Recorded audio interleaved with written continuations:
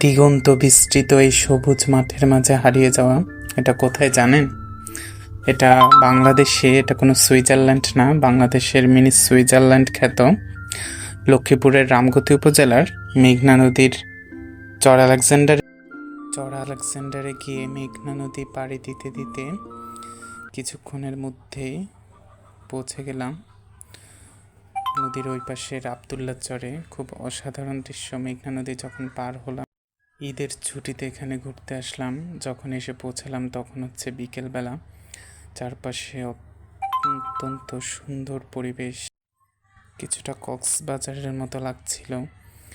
তখন হুট করে সিদ্ধান্ত নিলাম ট্রলারে করে অপর পারে আবদুল্লার চরে যাব, যেটার কথা এর আগে অনেক শুনেছি। মেঘনার বিকেলের সৌন্দর্য দেখতে দেখতে যাচ্ছিলাম, কি অপরূপ পরিবেশ। মেঘনার উত্তাল ঢেউ আর সূর্য ডোবার অসাধারণ এক পরিবেশ মুগ্ধ করছিল প্রতি মুহূর্তে।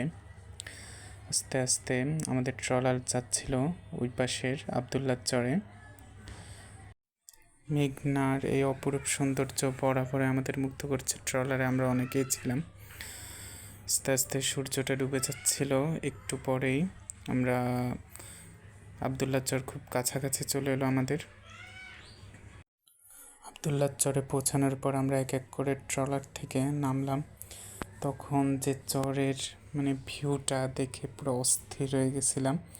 আমরা যাওয়ার পরে এক ঝাঁক মহিষ অলরেডি চলে গেল, তারপর দেখলাম এক ঝাঁক ভেড়া। আমি তো ভেড়া দেখে ওদের পিছু নিলাম, দৌড়ানো শুরু করলাম। অসাধারণ লাগছিল হচ্ছে।